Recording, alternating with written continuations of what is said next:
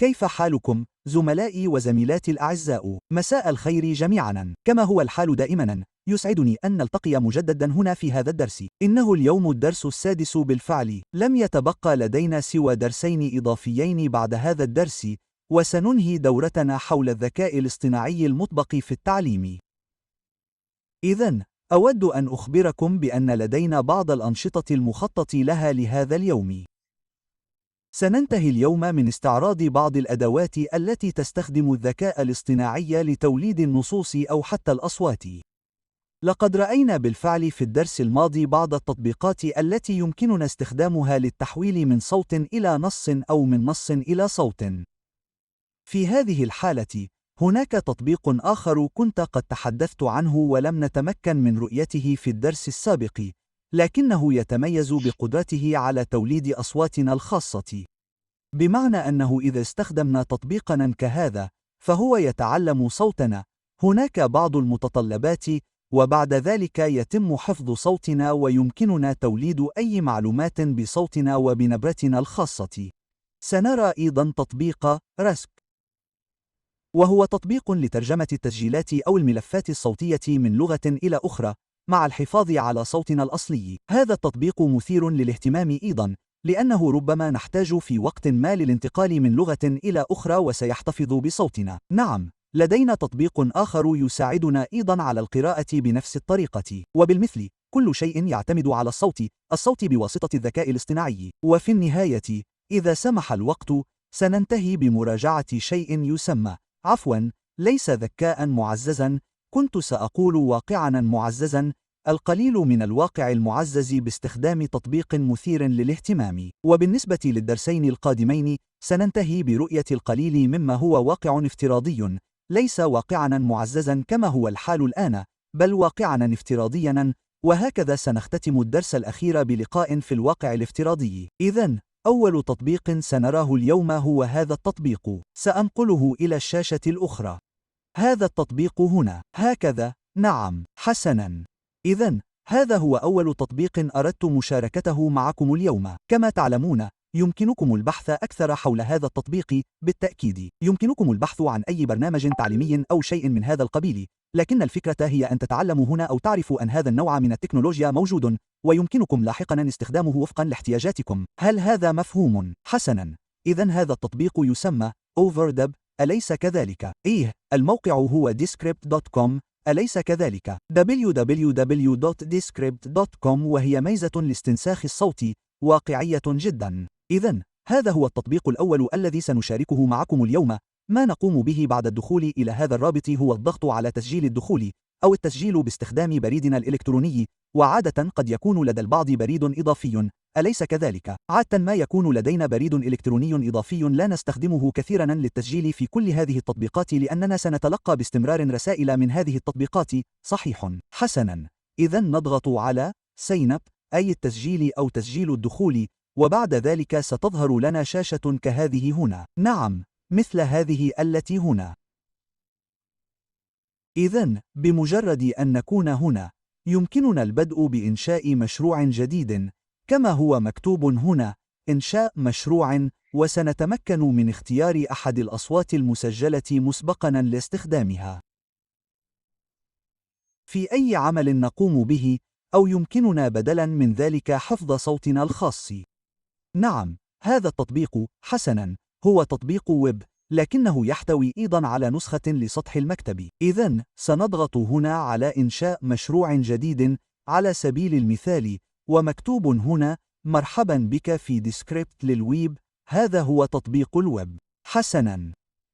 يسألني هنا عما إذا كنت أريد فتحه على سطح المكتب أو المتابعة عبر المتصفح. لأغراض الاختبار، قمت سابقاً بتحميل التطبيق، وقمت ببعض التجارب هناك، لكن يمكنني أيضاً اختيار المتابعة عبر الويب. لا توجد أي مشكلة. حسناً. إذن لنختر المتابعة عبر الويب في الوقت الحالي. يخبرني أنها نسخة تجريبية بيتا، أي لا تزال قيد التطوير. إذن، هنا يطلب مني اختر ملفاً للنسخ. اختر ملفاً لتحويله إلى نص، أليس كذلك؟ إذن يمكنني رفع ملف، أو البدء بالتسجيل، أو البدء بالكتابة أيضاً.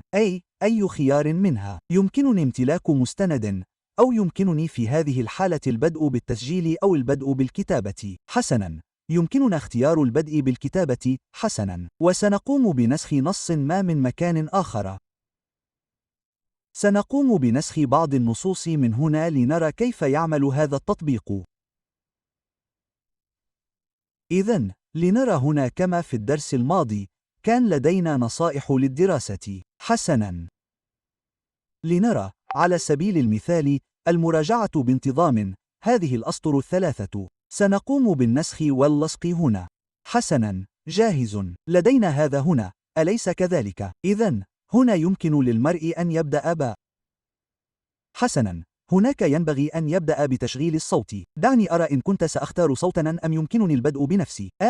حسناً، حسناً. المسألة هي أن هذا، انظروا، هذا التطبيق يا رفاق، مخصص لإنشاء صوت مخصص. إذن، يمكننا البدء في تسجيل أصواتنا، ولكن هناك شرط.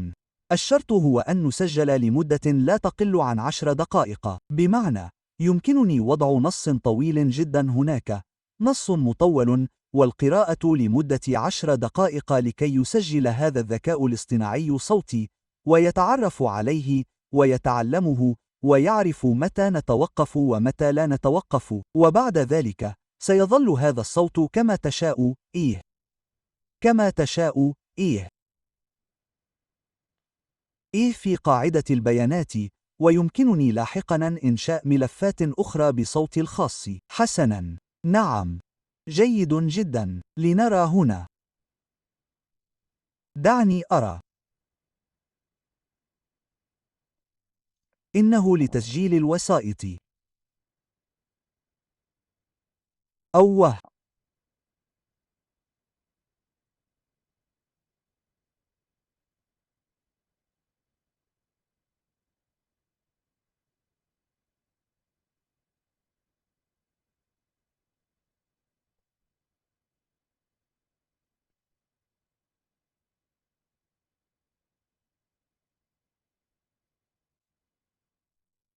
كنت أقرأه للتو.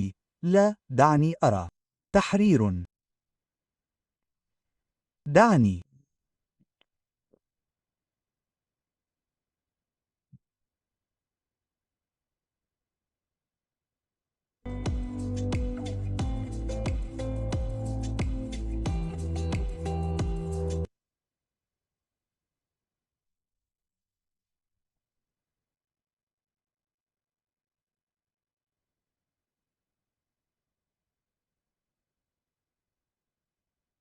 نعم، هذا التطبيق قليلاً.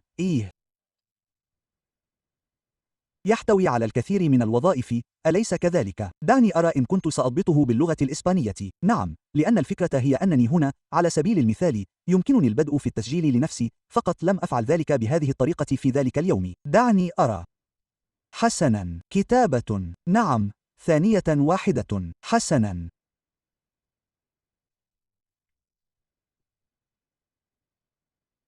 لنرى.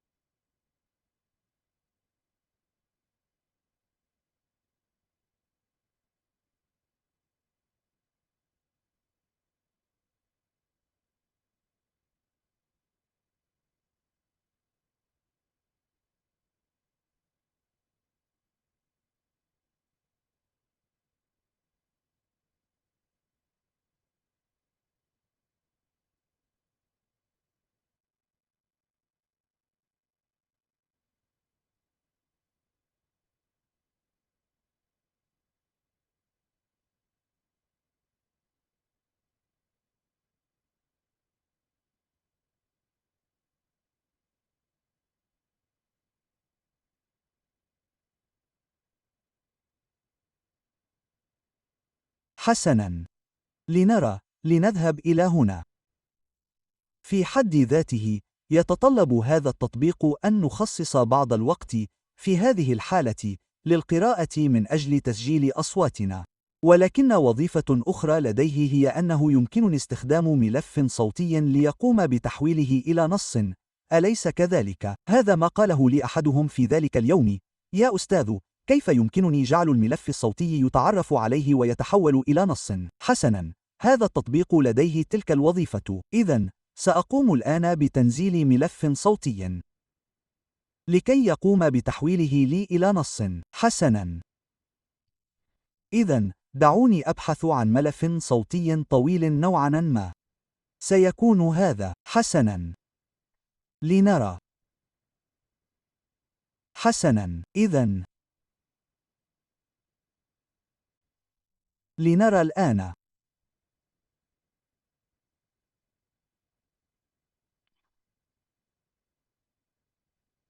مشروع صوتي، مشروع فيديو، إزالة التسجيل.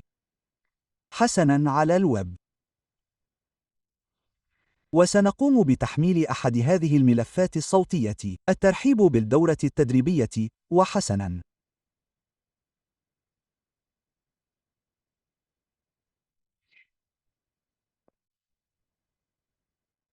كان هناك ملف يسمى ترحيب، أليس كذلك؟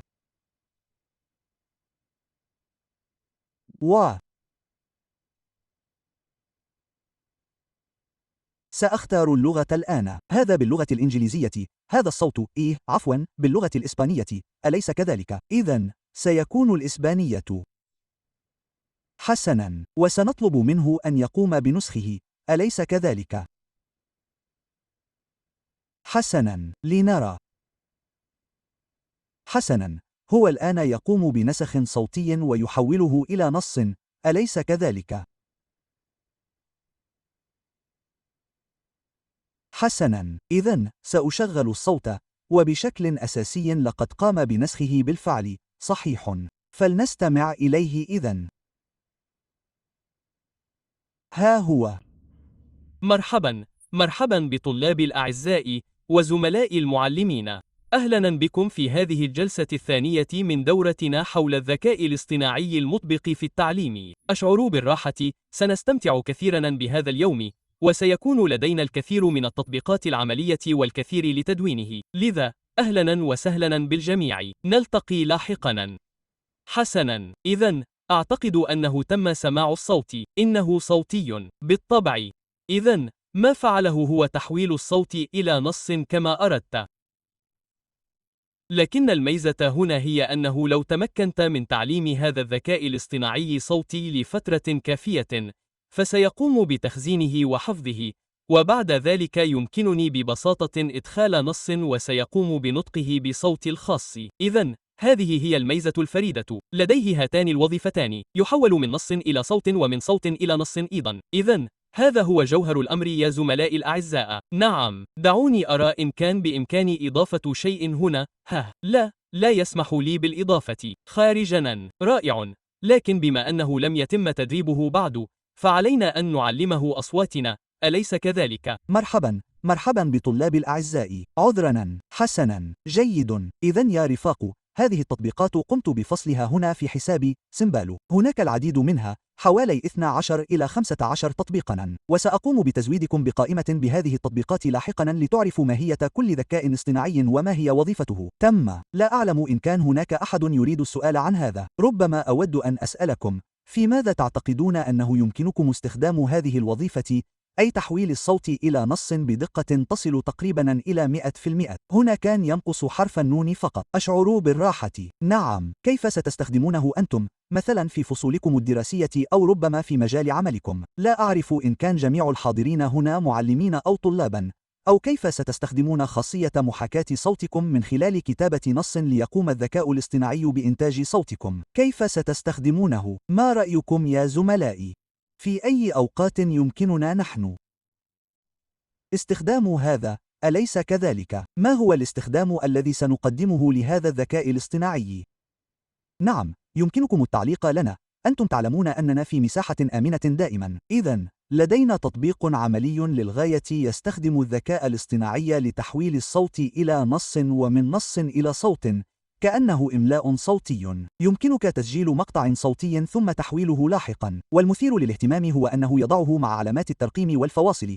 هل تعرف ذلك؟ هذا مثير للغاية، أليس كذلك؟ لأن جوجل لديه أيضا قارئ صوتي، لكنه يرتكب الكثير من الأخطاء. أعني، هذا التطبيق هنا هو واحد من أكثر التطبيقات دقة، ويمكنني القول إنه أفضل حتى من وظيفة جوجل للقيام بذلك. إنه دقيق للغاية. انظر، إنه يضع نقاطا، إذا لاحظت يضع نقاطا ويضع فواصل، على الرغم من وجود خطأ بسيط هنا أو هناك. على سبيل المثال، هنا كلمة أولى حذف منها حرف ال H، وفي كلمة سينتنسي حذف حرف ال N، لكن بشكل عام حقيقة أنه قام حتى ببدء فقرة جديدة. هذا رائع جدا. انظر، هناك تقنيات أخرى للإملاء الصوتي، لكنها ترتكب الكثير من الأخطاء. دعني أرى. إملاء صوتي عبر الإنترنت. بعضها أتذكر أنني كنت أستخدمه في تحويل النص إلى كلام. دعني أرى. تحويل النص إلى كلام إلى نص. هذه من جوجل، أليس كذلك؟ كان هناك تطبيق يسمى Text to Speech، أعتقد أنه هذا هنا، وأتذكر أنه كان يخطئ دائما. بصدق كان الأمر مملا، لأنه أحيانا افترض أنك تدرس في الجامعة وتريد منه أن يكتب لك الكثير من الأشياء أو تدوين ملاحظات في محاضرة، أليس كذلك؟ تريد تدوين ملاحظات في محاضرة وكنت تكتب بعض النقاط، لكن على أي حال هنا يمكنه كتابة النص لك، أي كل تلك النصف ساعة أو 15 دقيقة التي استمعت فيها لمحاضرة شيقة، يمكنه تحويلها إلى نص. نعم، لا أعرف ما إذا كنتم تريدون التعليق على شيء بهذا الخصوص. قد يكون، أليس كذلك؟ ما رأيكم في هذا التطبيق؟ أود العثور على نص أو صوت أطول قليلا، أليس كذلك؟ نعم، دعني أرى مقطعا صوتيا أكبر قليلا. لام. نعم، ألقوا نظرة عليه، أليس كذلك؟ هناك أيضا وظيفة من جوجل، لكن كما قلت لقد جربتها، وفي هذه الحالة هي ليست مثالية. لا، ليست مثالية. نعم، يرتكب الكثير والكثير من الأخطاء. هذا تحويل الصوت إلى نص. نعم، لنضعه تحت الاختبار. لم يعد مدعوما. إصدارات فولاتكس القديمة. توقف متصفح كروم عن العمل على أجهزة ويندوز. يمكنك منذ ديسمبر 2022 شراء إصدار جديد إن توفر. إلغاء. لا، لم يسمح لي بفتحها. نعم، بدء الإملاء. سماح. مرحبا. نعم، نعم، إنه يسجل الآن. سنرحب بكم جميعا. استرخوا، وسنبدأ بإلقاء المحاضرة هذه الليلة. حسناً، إذن انظروا، على سبيل المثال، هو ليس دقيقاً جداً فيما أقوله له. أوقفت التسجيل قليلاً. انظروا، لقد كتب هذا. نعم، إنه يسجل الآن. سنرحب بكم جميعاً. C2. انظر، هنا، على سبيل المثال، عندما قلت استرخوا كتب C2. نعم، وسنبدأ بإلقاء المحاضرة هذه الليلة. إذن، انظروا هنا، على سبيل المثال، هو ليس دقيقاً جداً فيما أقوله له. إذن، هو يرتكب بعض الأخطاء، وكما قلت، هذا التطبيق هو الأدق الذي أريتكم إياه. نعم. حسناً، الآن، في هذه التطبيقات، إذا لاحظتم، لم يضع أي علامة ترقيم. ميزة التطبيق الآخر هي أنه يستخدم علامات الترقيم. عادة في هذه التطبيقات تملي عليه فاصلة، نقطة، على سبيل المثال، لنضعه هنا ونستمر في التجربة. إذن اليوم سنجتمع لنناقش المشروع فاصلة. لقد وضع الفاصلة هناك، إذا لاحظتم، نقطة. إذن هذا هو الأمر. لنقم بإيقاف هذا.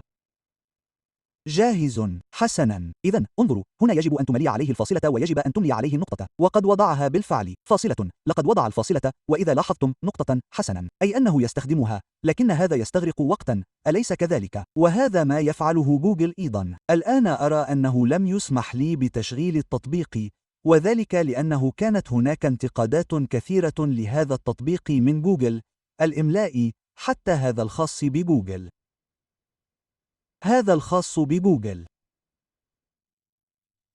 كان لدي هنا في وورد، مثل وورد أونلاين، كانت لدي أيضا هذه الميزة عندما كنت أفتح مستنداً هنا في أوفيس أونلاين.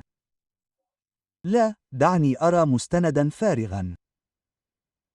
كانت هناك ميزة هنا أيضاً يمكنك من خلالها استخدام الإملاء الصوتي، لكنه كان مليئاً بالأخطاء، لذا كان الأمر مزعجاً بعض الشيء ويجعلك تضيع الكثير من الوقت.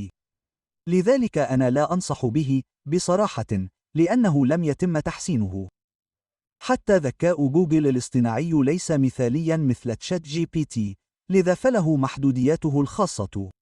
على الرغم من أن جوجل عملاق في التكنولوجيا، إلا أنها في هذه الحالة تأتي في المرتبة الثانية أو الثالثة مقارنة بتطبيقات أخرى مثل تشات جي بي تي. على سبيل المثال، لديهم تطبيق مشابه، لكنه لا يقدم نتائج مذهلة مثل تشات جي بي تي. من بينها نرى هنا الإملاء الصوتي. في الواقع، لا يسمح حتى بفتح التطبيق. حسناً، إذن هذا هو الحال، ونرى أن هذه التطبيقات قد تساعدك، لكن ينظر كيف تعطي الفواصل والنقاط والنقطتين. نعم، يجب عليك القيام بذلك، وأحياناً لا تكون دقيقة جداً في فهم ما تقوله، لذا أوصي بشدة بهذا التطبيق، إنه رائع حقاً. الأخطاء ضئيلة، والأكثر إثارة للاهتمام هو أنه بعد التعلم من صوتك، يمكنه حفظ ذلك الصوت، ومن ثم يمكنك البدء في إنشاء محتوى بصوتك الخاص. ومن الغريب جدا أن تسمع نفسك تقول أشياء لم تقلها أبدا. يمكنك قول أي شيء أو كتابته، وسيقوم التطبيق بقراءته بنبرة صوتك. يمكنك القول: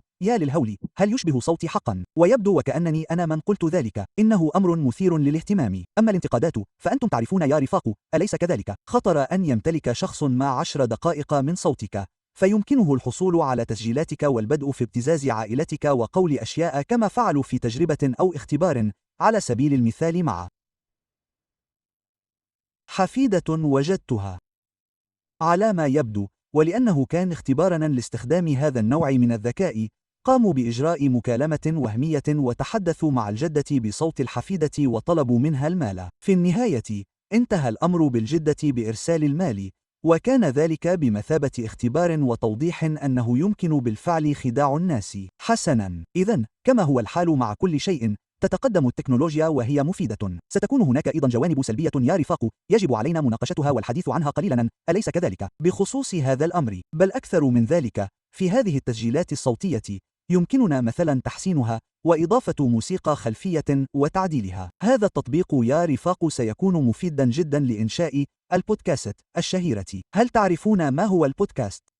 عفوا يا رفاق، هل استمعتم إلى البودكاست من قبل؟ إنها طريقة جديدة للتعلم أيضا من خلال البودكاست. نعم. هل تعرفون ما هي هذه البودكاست يا رفاق؟ ربما سمع عنها أحدهم. انظر، مكتوب هنا مؤثرة صوتية، أليس كذلك؟ مؤثرة صوتية. يمكنني تحسين الصوت قليلا، ربما إضافة موسيقى خلفية، أليس كذلك؟ نعم، حسناً، نعم، لقد سمعنا بالفعل عن البودكاست. ما هو البودكاست؟ في الواقع، هي طريقة للتسجيل.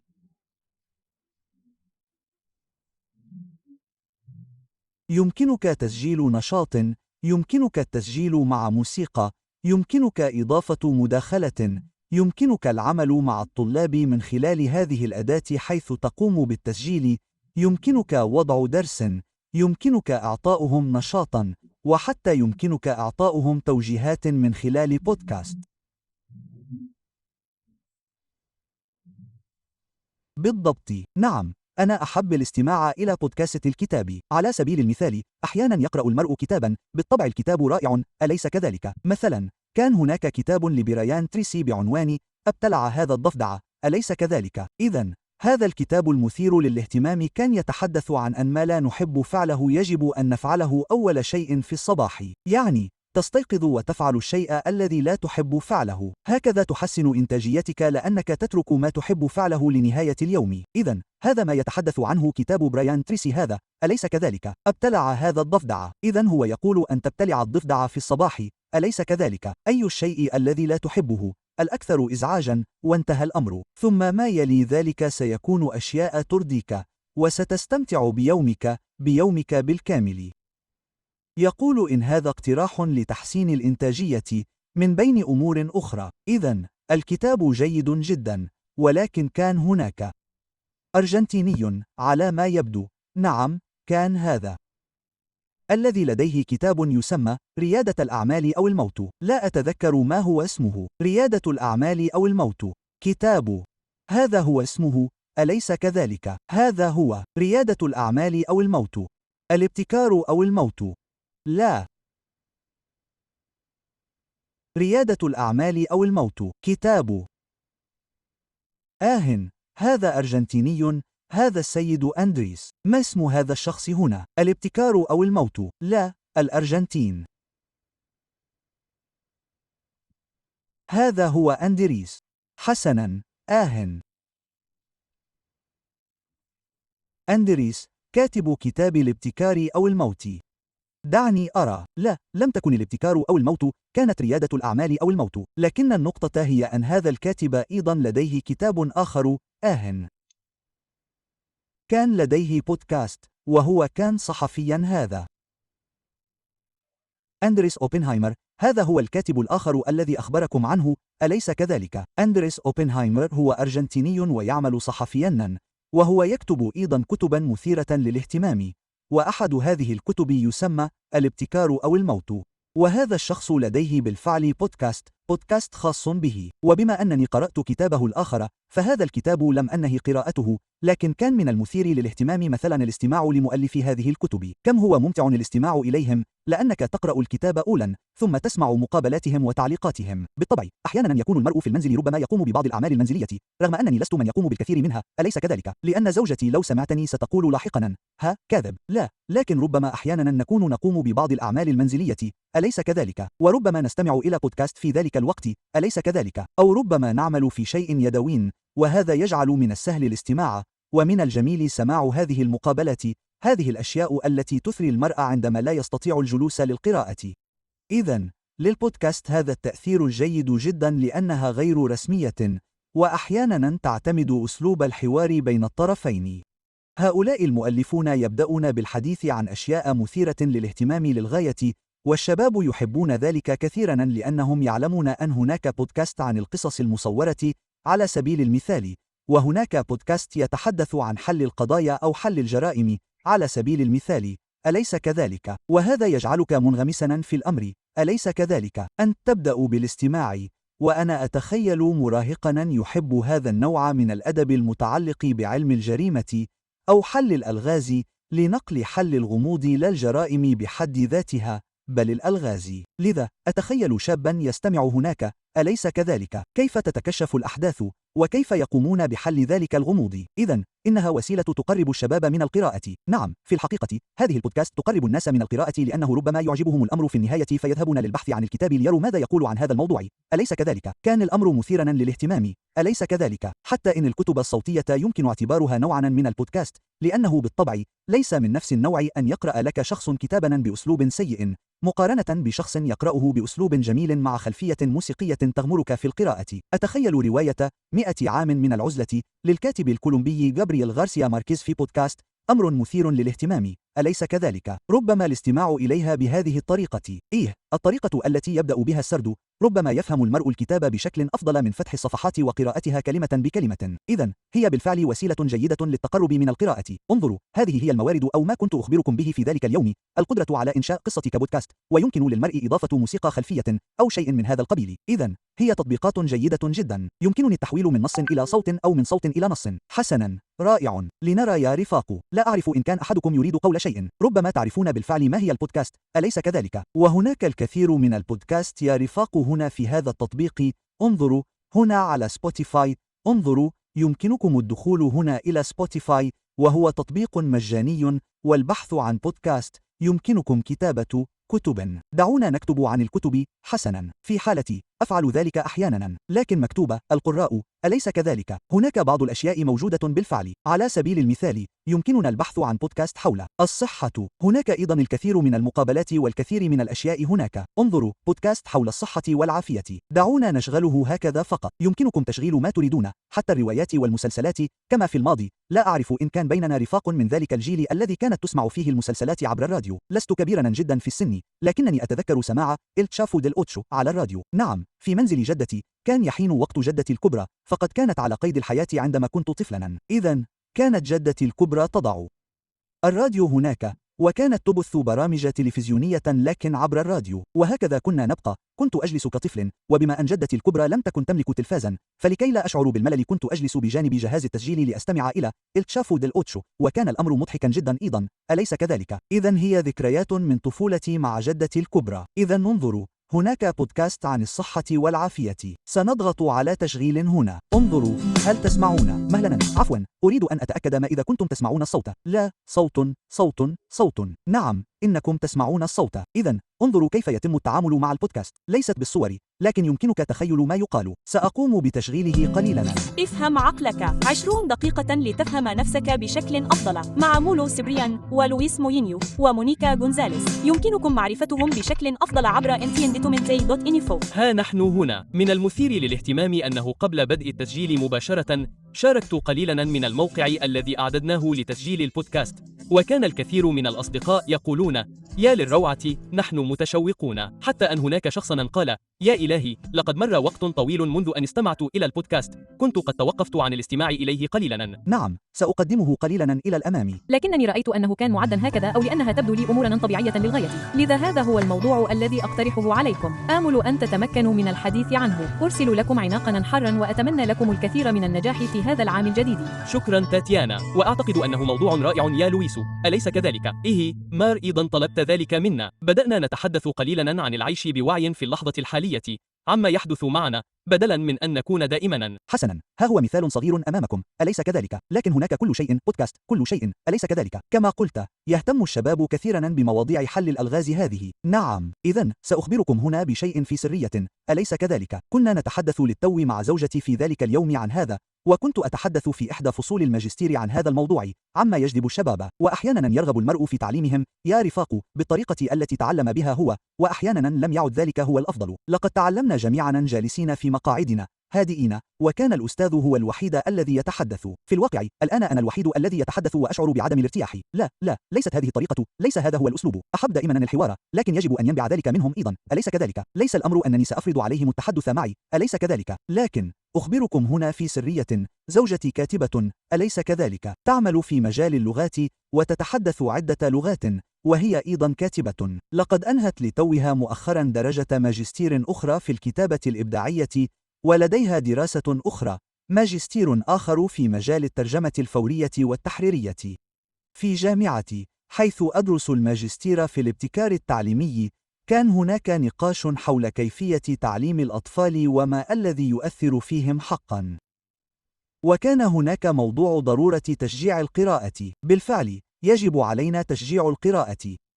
وانظروا إلى خطئي، كنت أعتقد دائما حتى الأسبوع الماضي عندما تحدثنا عن هذا مع زوجتي وناقشناه في إحدى محاضرات الماجستير أن طريقتي في القراءة ربما تختلف عن طريقتكم، لكن بالنسبة لي بدأت منذ الطفولة.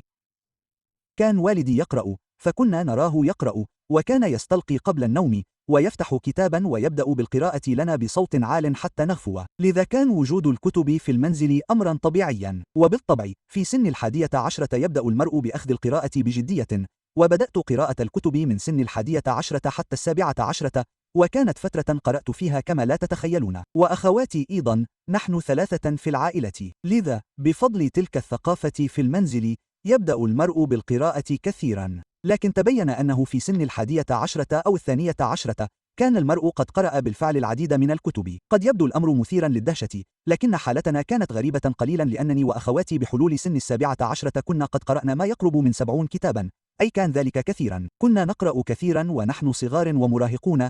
الآن لا نقرأ بنفس القدر، لكن عندما كنا أصغر كنا نلتهم الكتب. لذا كنت أقول لزوجتي: لماذا لا يهتم ابن أخي بالقراءة كثيرا؟ على سبيل المثال، ابن أخي يبلغ من العمر 11 عاما أو 12 عاما، لقد أتم 12، فقال لي: يا ويل، اشتري لي كتابا. قلت له: يا بني، بكل سرور، سأهديك بعض الكتب، تفضل. اشتريت له كتابا صغيرا من سلسلة جريج. ثم قالت لي أختي: لقد أنهى قراءته بالفعل. قلت: يا للإثارة، إنه أمر رائع أن يبدأ ماتيو ابن أخي في القراءة. قلت: هذا جيد جدا. وفي عمر 12 قلت: حسنا، لكي يبدأ في القراءة. فقالت لي: لكن هل تعلم إنه لا يجد معنى لذلك؟ أسأله: ما الذي فهمته من القراءة؟ لا شيء، لا يخبرني بأي شيء، يحكي لي قصة جريج، أليس كذلك؟ عن هذه الشخصية الشابة. فأقول له: حسنا، اشرح لي شيئا. تخبرني أختي وأنا أقول له إنها تقول لابنها اشرح لي شيئا. ما هو الدرس الذي استخلصته؟ ماذا تعلمت؟ ما الذي أثر فيك؟ لا شيء على الإطلاق، يحكي لي القصة فقط. شعرت بخيبة أمل حينها. قلت لا، هذا لا يعقل. أقول هل يعقل حقا أنه في 12 من عمره ولا يمتلك ذلك التفكير النقدي؟ أقول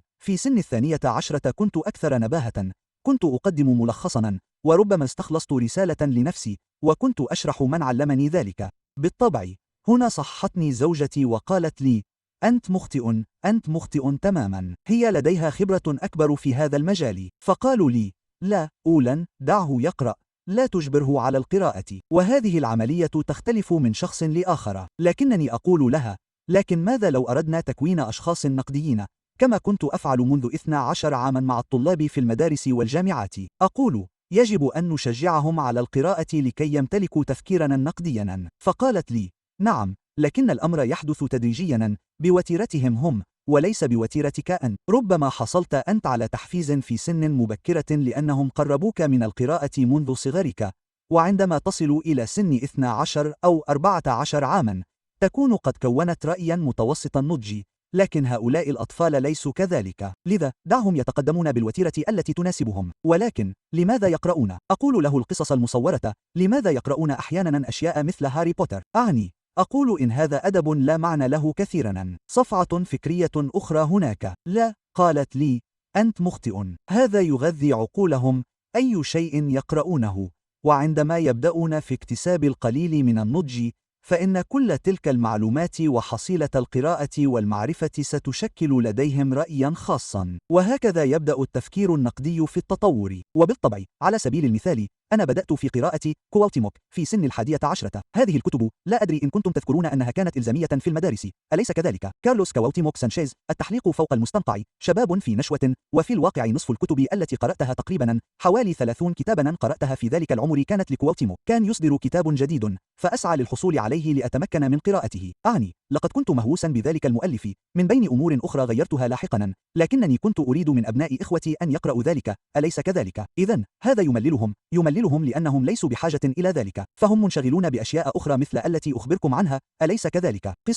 قصص مصورة وهكذا. إذن تعلمت قبل أسبوع فقط معرفة جديدة أشارككم إياها اليوم، وهي أنهم ليسوا بالضرورة بحاجة للتعلم بوتيرتنا أو بطريقتنا، لذا يجب أن نعطيهم شيئا يسليهم مع توجيههم، أليس كذلك؟ إنها قراءة، إنها أدب، نعم، ليست ما نود نحن قراءته، وهذا جيد ويحترم، لكن سيأتي الوقت الذي سيطورون فيه التفكير النقدي بوتيرتهم الخاصة. لذلك يا رفاق، أحد هذه الأشياء التي أوصيكم بها هي البودكاست، سيهتمون بذلك كثيرا. يمكنك إنشاء البودكاست الخاص بك، وهذا أمر جيد جدا. تحدث عن شيء تحبه، شيء يخصك. انظروا، نحن البشر نحب القصص، نعم، هل لاحظتم ذلك؟ أحيانا نجلس مع الأصدقاء لنحكي لبعضنا شيئا حدث لنا، أليس كذلك؟ يا صديقي، ونحن معلمون، أليس كذلك؟ والمعلمون يحبون التحدث كثيرا، لذا عندما نجتمع كأصدقاء نقول اسمع سأحكي لك آخر ما حدث، أليس كذلك؟ أو هو حدث لي هذا في ذلك اليوم، وهكذا. إذن يمكننا أن نملك بودكاست خاص بنا عن القصص التي تحدث لنا في حياتنا اليومية والتأملات التي نستخلصها. اليوم حدث لي كذا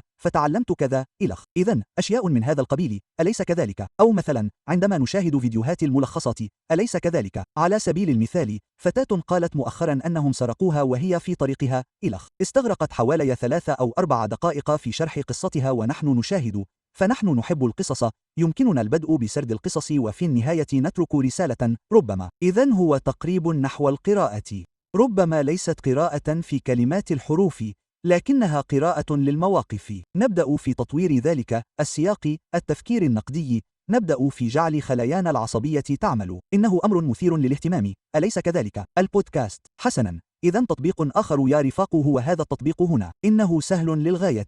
هذا التطبيق سهل جدا في الاستخدام. هذا التطبيق هو راسك. إذن في هذا التطبيق نقوم بالتسجيل بسهولة. نسجل الدخول. دعوني أرى إن كان بإمكاني تسجيل الخروج. انظروا، أفتح هذا الرابط.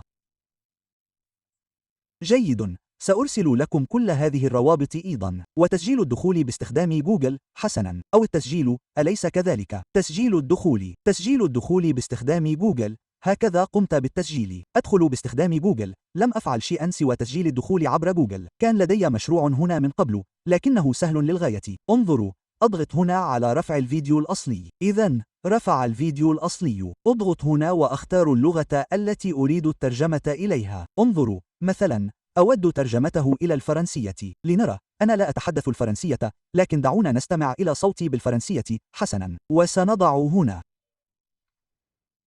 صوتنا بالفرنسية. حسنا، بالفرنسية. حسنا، انظروا، إذن الكشف التلقائي عن الفرنسية صحيح. أو يمكننا تحديد لغة الفيديو الأصلية هنا، لذا سنختار الإسبانية، وهي اللغة التي أتحدث بها. إلى أي لغة أريد ترجمتها؟ لا، الإنجليزية موجودة، لكن لا توجد الإسبانية. الإسبانية فقط. حسناً، إسبانية. وأريد تحويل هذا الفيديو إلى الفرنسية. الكشف التلقائي عن عدد المتحدثين. بما أنني أتحدث وحدي، أختار شخصاً واحداً، لأنه إذا فعلت الكشف التلقائي سيحاول البحث عن شخصين أو 3 أو 4 أو 5 يتحدثون في الفيديو. قد تكون محادثة بين 2، لكني أختار واحداً لأن الفيديو الذي سأرفعه يحتوي على شخص واحد فقط. ورابط الصفحة يوتيوب جوجل درايف. لا توجد مشكلة. إذن لنقم باء. اختيار الفيديو، أليس كذلك؟ هنا مكتوب انقر هنا لاختيار الفيديو. إذن سأنقر هنا، وسأختار هذا الفيديو هنا. حسناً، هذا هو نفسه الذي حولته إلى الإنجليزية، والآن سأحوله إلى الفرنسية لتروا الفرق. إذن أختار الفيديو، أو يمكن أن يكون صوتاً أيضاً، لا مشكلة. والآن اخترت من الإسبانية إلى الفرنسية، يتحدث شخص واحد، وأضغط على ترجمة. سيبدأ بترجمته لي. حسناً، إذن لننتظر ونرى هذه الأداة العملية، أليس كذلك؟ ربما أستخدمها مع طلابي لممارسات اللغة الإنجليزية، قد يكون ذلك، أليس كذلك؟ أو في المهام، أقصد يا رفاق. المهم في هذه الدورة هو أن تتعرفوا على ما هو موجود، وما هي أدوات الذكاء الاصطناعي المتاحة، ثم ستجدون أنتم الاستخدام الذي يناسبكم وقتما تشاءون. ستفكر وتقول: يا لقد رأيت شيئا يمكن أن يخدم هذا الغرض. دائما أقول: الحدود هي خيالنا يا رفاق. إذن أنت الآن تعرف وتقول: يا هل حقا يوجد شيء يترجم بصوتك؟ نعم، بصوتك أن. هذا سينسخ صوتي إلى لغة أخرى، حتى صوتي المزعج الحاد سينقله إلى لغة أخرى، إلى الفرنسية، وأنا لم أتحدث الفرنسية في حياتي. ربما ألقيت تحية فقط، لكن الآن سيجعلني أتحدث فيديو كاملا بالفرنسية. هذا مثير للاهتمام، أليس كذلك؟ أنتم تعرفون الاستخدام بالفعل. الآن تعلموا أن هذا موجود. لقد رأينا، اليوم هو الدرس السادس، وبقي 2 فقط. تعلموا كل ما يتعلق بالذكاء الاصطناعي، وعندما يحين الوقت ستقولون: يا أحتاج إلى شيء كهذا. الذكاء الاصطناعي سيساعدني. وما هو التطبيق المتاح؟ سأرسل لكم لاحقا قائمة بكل التطبيقات ووظائفها. إذا نسيت كيفية استخدامها، يمكنك مشاهدة برنامج تعليمي لاحقا، لكنك ستعرف أنها موجودة، أو شاهد دروسنا. حسنا، التي تستغرق ساعة ربما، أليس كذلك؟ ربما يمكنك مشاهدة ساعة كاملة خطوة بخطوة، أو ابحث في الإنترنت عن كيفية استخدامها. على يوتيوب ستجد برنامجا تعليميا لمدة 5 أو 10 دقائق، لكنك الآن تعرف أن هذا النوع من التطبيقات موجود. حسناً، جيد جدا. لنرى، لقد بدأ التحويل بالفعل.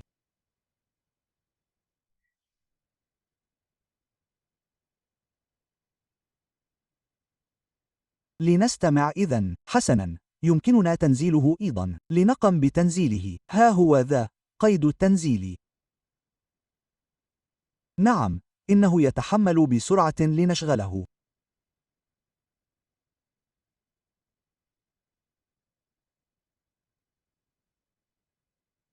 هل تريدون أن أسمعكم الأصل أولاً ثم النسخة بالفرنسية، أليس كذلك؟ لنستمع إلى الأصل قليلاً أولاً. أين أنت؟ لنرى.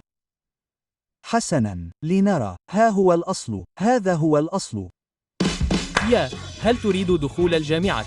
إذا كنت في السنة الثالثة من المرحلة الثانوية وتريد الاستعداد لأداء امتحان، لقد أصبحوا هناك، أليس كذلك؟ هذا ما يقولونه هنا اليوم. خصم بنسبة 50%. سعرنا مذهل، فلا تنتظر أكثر. حسناً، هذا هو الأصل. دعونا نستمع الآن إلى النسخة المترجمة إلى الفرنسية، لنرى كيف سيكون هذا الإعلان بالفرنسية، أليس كذلك؟ دعونا نرى. وأنت، هل تريد دخول الجامعة؟ إذا كنت في السنة الثالثة من المدرسة الثانوية وتريد الاستعداد لاجتياز امتحان دخول الجامعة، فاستعد مع الأفضل. استعد معنا. إنجينيو بريونيفرسيتاريو، نضمن لك دخول الجامعة. لدينا الآن خصم بنسبة 50%. سعرنا لا يصدق. إذن لا تنتظر أكثر، لا تضيع الوقت، اتصل بنا الآن. وداعاً.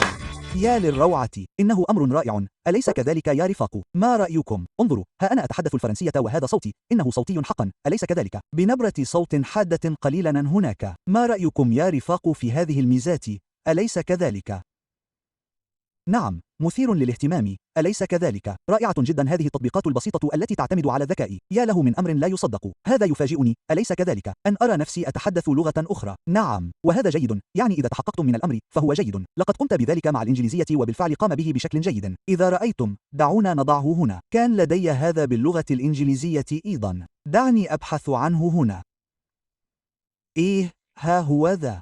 دعني أشاهد هذا الفيديو الصغير، لقد قمت بذلك أيضا بالإنجليزية وكان رائعا جدا. هذا هو.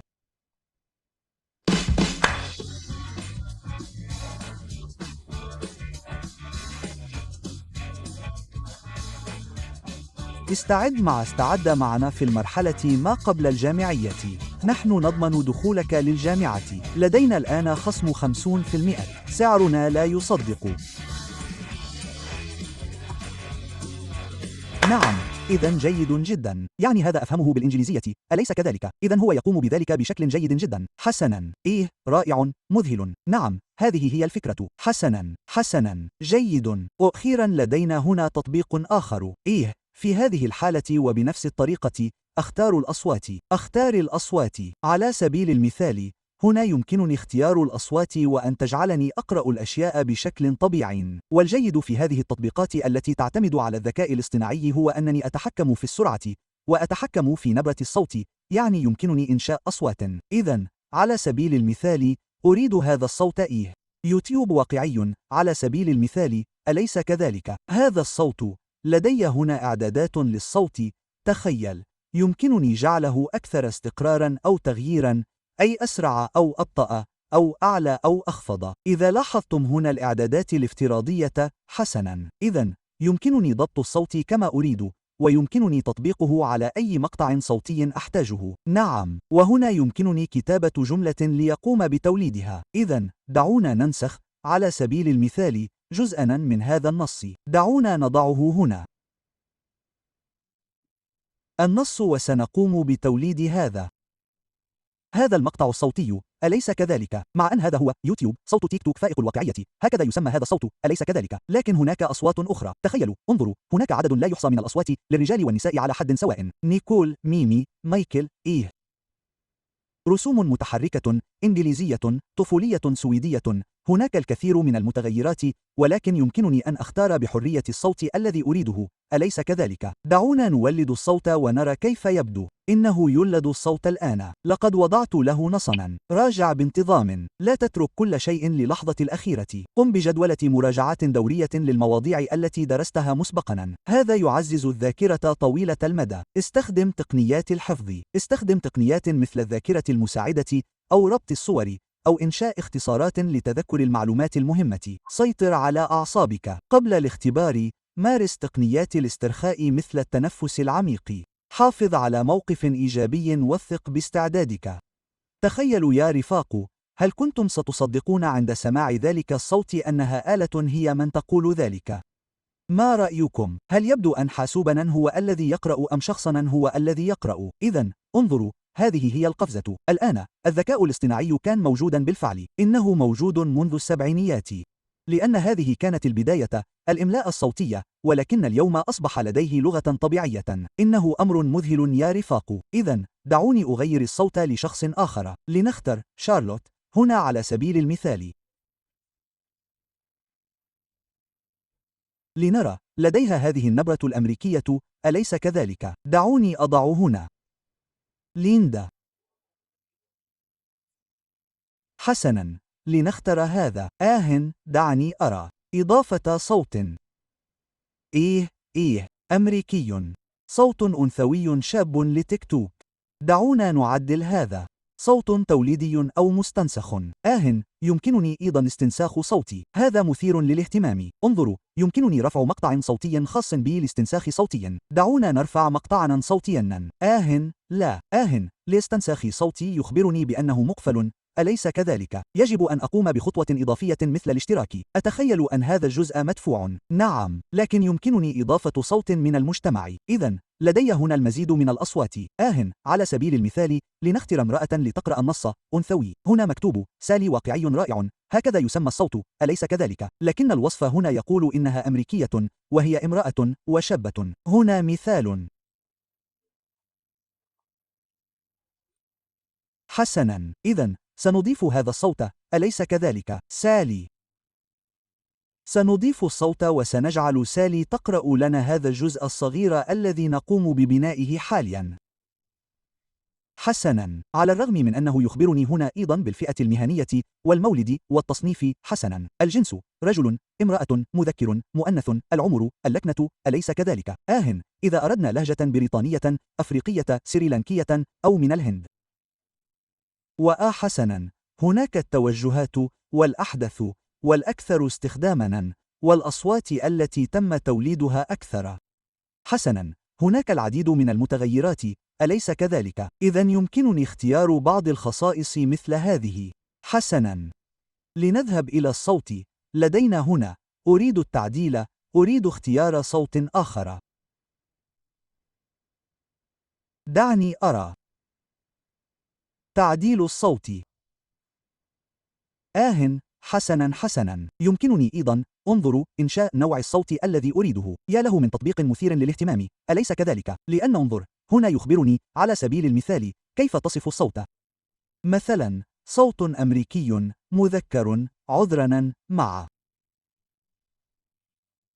مع خصائص صوت أجش قليلاً كما يقولون. مثالي للأخبار. انظر، يمكنني وضع وصف هنا، ولهذا يقولون إنه يشبه المختبر، مولد أصوات بالذكاء الاصطناعي. يمكنني تقديم خصائص، ثم يبدأ هذا في تغذية ذلك الصوت بناء على طلباتي، ويمكنني في هذه الحالة اختيار ذلك الصوت. إذن هو مثير للاهتمام للغاية. نعم، إذن هو رائع جدا. هناك أداة أخرى يا رفاق ستفيدنا كثيرا لنتمكن من صوت واضح. مختبر الصوت. لهذا السبب يسمونه فويس لاب. مثير للاهتمام، أليس كذلك؟ لأنه يشبه المختبر. أقوم بإنشاء صوتي المفضل، أليس كذلك؟ أقوم بإضافة لمسات دقيقة. أقول: لا، ارفع هذا، أزيل هذا، أضف هذا. مكتبة الصوت Voice Library وموارد أخرى أيضا. لذا لن نعتقد أبدا أن هذا الصوت على أي حال. هذا الصوت على أي حال مصنوع بواسطة ذكاء اصطناعي. إذن انظر، لدينا الآن صوت جيليندا، وهو الذي اخترته الآن. إذن دعنا نستمع إلى صوت جيليندا هذا، رغم أن سالي كانت كذلك أيضا، أليس كذلك؟ هذه أمريكية. لنرى هذا الصوت الخاص بجيليندا. لديه خصائص مثل ألعاب الفيديو، ساحرة أمريكية. هذه هي خصائصه. لنستمع كيف ستقوله هي هنا. سنقوم بتوليده الآن. إنه يقوم بتوليده الآن. هذا يحدث بانتظام. لا تترك كل شيء للحظة الأخيرة. برمج مراجعات دورية للمواضيع التي درستها مسبقاً. هذا يعزز الذاكرة طويلة المدى. استخدم تقنيات الحفظ. استخدم تقنيات مثل التذكير أو ربط الصور أو إنشاء اختصارات لتذكر المعلومات المهمة. سيطر على أعصابك قبل الاختبار، ومارس تقنيات الاسترخاء مثل: نعم، لقد تم سماعه، أليس كذلك؟ إذن انظروا، هناك هذه الطريقة، أليس كذلك؟ يمكننا اختيار صوت آخر من التي استخدمناها من قبل. يمكننا وضع صوت سالي هذا، أليس كذلك؟ سنختار صوت سالي هذا كاختبار أخير لنرى كيف يبدو الآن بصوت آخر. إذن المثير للاهتمام هو أنني هنا لدي اختبار يحدث بانتظام. لا تترك كل شيء للحظة الأخيرة. برمج مراجعات دورية للمواضيع التي درستها مسبقاً. هذا يعزز الذاكرة طويلة المدى. حسناً، إذن هذا مثير للاهتمام، أليس كذلك؟ أنا أحب أداة الصوت هذه، وهي تعمل بالذكاء الاصطناعي. يمكنني إنشاء الصوت الذي أريده، وأبدأ في إنشاء نصوص، وهذا الذكاء الاصطناعي يبدأ في توليد صوت لها. حسناً، إذن اليوم انتهينا يا رفاق، على أي حال، من جزء تطبيقات الصوت هذه. لقد مررنا بمراحل، أليس كذلك؟ بدءاً من شات جي بي تي. لقد رأينا وظائف عديدة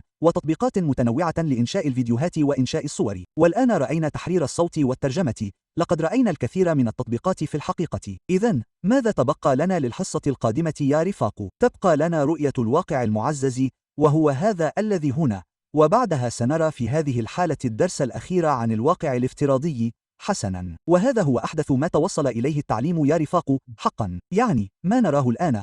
أولاً لأن الذكاء الاصطناعي بحد ذاته هو الرقم 1 الآن في العالم، يعني ما تتعلمونه الآن هو ما سيستخدم مدى الحياة، لكن في الوقت الحالي قلة قليلة فقط يتعلمون أن هذا الشيء موجود، يعرفون شيئاً عن الذكاء الاصطناعي لكنهم لا يدركون كامل إمكاناته. أنت بالفعل تقوم بذلك، أنت تسبق المستقبل ب5 10 وحتى 15 سنة، وهذا الشيء الواقع المعزز والواقع الافتراضي هو المستقبل. فقط في الدول المتقدمة والمستقبلية يستخدمون هذا الواقع المعزز وبالأخص الواقع الافتراضي. هذا مقتصر فقط على ألعاب الفيديو والتعليم، ولكن في الدول المتقدمة جدا أنت تتعلم هنا أشياء تخص المستقبل. هذا هو الواقع، الواقع المعزز. نعم. إذن سنرى المزيد عن هذا في الدرس القادم. أتمنى أن نتمكن من إجراء القليل من التدريب، وأن تتمكن من إنشاء أو على الأقل معرفة التطبيق الخاص بإنشاء الواقع المعزز. نعم، وستستخدم هاتفك، وسترى رمز استجابة سريعة QR، وسترى كيف يظهر ما تراه على هاتفك على مكتبك، وهذا شيء مذهل للغاية. إذن سيكون من المثير جدا استخدامه عبر هاتفك المحمول أو جهازك اللوحي وشاشتك. حسنا، انظر، ها هو رمز الاستجابة السريعة لمسحه ضوئيا لاحقا، وسنرى كيف يخرج من الشاشة في واقع معزز. ستقوم بتعزيز واقعك. حسنا، ستتفاعل مع هذه الأزرار الموجودة على شاشتك وستراها هنا في الخارج كأنها ثلاثية الأبعاد تقريبا. هذا هو كل شيء. إذن سيكون هذا للدرس القادم، وفي الدرس التالي وهو الدرس الأخير سنرى بشكل مباشر ما هو الواقع الافتراضي. حينها ستشعر وتفهم الإثارة التي يشعر بها طلابك عندما يرتدون سماعاتهم وينغمسون في تلك الألعاب عبر الإنترنت. الآن سيكون لديك درس عبر الإنترنت، واقع افتراضي وشخصية رمزية أفاتار. سننشئ شخصية رمزية لنا جميعا وسنذهب معا إلى الدرس في الواقع الافتراضي. هذا كل شيء يا رفاق. شكرا لكم على اهتمامكم. كما هو الحال دائما، من دواعي سروري أن أكون معكم في الفصول الدراسية. تذكروا أنني سأرسل لكم رابط مجموعة واتساب، أليس كذلك؟ لكي تنضموا إليها. تذكروا أنه إذا أردتم الحصول على شهادة هذه الدورة في الواقع، في الذكاء الاصطناعي في التعليم لمدة 40 ساعة، على ما أعتقد، لا أتذكر جيدا، أعتقد أنها كانت 40 ساعة، يمكنكم القيام بذلك. يمكن لمن يرغب منكم دفع $40. الدورة مجانية، ولكن إذا أردت شهادة معتمدة تفيدك في سيرتك الذاتية، لأن معهد لوس أنجلوس التكنولوجي وهو معهد للتعليم العالي يعتمدها، يمكنك التواصل معي ودفع رسوم الشهادة. لذا خلال الأسبوع المقبل، حيث لا نزال في مرحلة الدراسة ولدينا حصتان إضافيتان، سنتولى ترتيب ذلك. حسنا، وبعد نهاية الدورة سيتم تسليمها للراغبين، لكن هذا لا يعني شراء الشهادة مباشرة، لا، سيتعين عليك إجراء اختبار صغير. سأخبركم بمضمون الاختبار، وهو أن تقدم دليلا على استخدامك لهذه الأداة.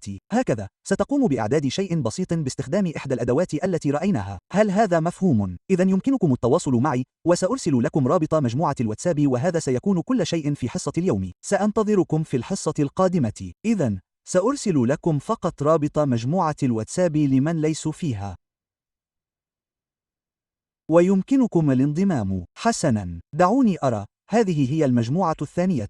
أعتقد أن هناك متسعا. نأمل أن يكون هناك متسع لأنها تضم بالفعل أكثر من 400 شخص، لكن لست متأكدا إن كان بإمكانها استيعاب المزيد. أعتقد ذلك. أظن أنها تصل إلى 500 شخص. حسنا، هذه هي مجموعة واتساب الخاصة بدورة المعلمين.